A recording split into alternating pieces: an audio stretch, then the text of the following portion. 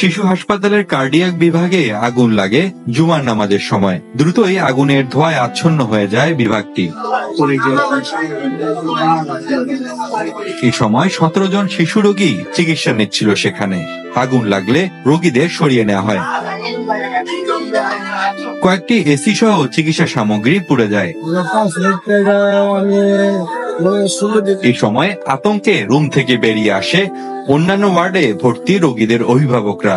ভেতরে যাইয়ে শুনতেছি শুধু আগুন আগুন, এরপরে উপর থেকে দেখতেছি গ্লাস ভেঙে পড়তেছি। তো হঠাৎ করে 5 তলা থেকে আগুনটা লাগে, তো লাগার পরে সবার চিৎকার কান্নাকাটি, সব আমরা নিচে চলে আসি। অক্সিজেনের লাগানো আছে পাওয়ার ভিতরে, কান্দা খুললে রক্ত ভাসতেছে, দেখতেছে আমার বাচ্চা মাথার উপরে আগুনটা। পরে নিচে ধরে নামলাম, পরে আরেকটা নার্সের মহিলার এই করে পরে রক্ত নিটা ই করেছে, পরে ওখানে যে ইমার্জেন্সিতে নার্স নিয়ে অক্সিজেন লাগাই দিয়েছে নিচতলা। আগুন নেভাতে ফায়ার সার্ভিসের আশপাশের স্টেশন থেকে যুক্ত হয় কয়েকটি ইউনিট। হাসপাতালটিতে আগুন নেভানোর পর্যাপ্ত ব্যবস্থা নেই বলে জানানো হয়। কার্ডিয়াক আইসিইউ যেটা, ওখানে যে দুর্ঘটনা, ওখানে আমরা মূলত ইউজ করি, মানে স্মোক ছিল, ফায়ার এক্সটিংগুইশার ছিল যেটা তারা ব্যবহার করেছে, কিন্তু এছাড়া আর কোনো ধরনের অগ্নি নির্বাপনী ব্যবস্থা ছিল না।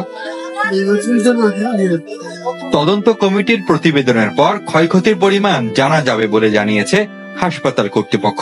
আমাদের তেমন কোনো ক্ষয়ক্ষতি হয় নাই, ক্যাজুয়ালিটি হয় নাই। আল্লাহর কাছে হাজার শুকরিয়া যে আমরা নিরাপদে সমস্ত রোগীগুলোকে শিফট করতে পারছি এবং এখনো সবগুলো রোগী নিরাপদ আছে এবং কোনো ক্যাজুয়ালিটি হয় না। কয়েকদিন আগেও হাসপাতালটিতে আগুন লাগার ঘটনা ঘটে।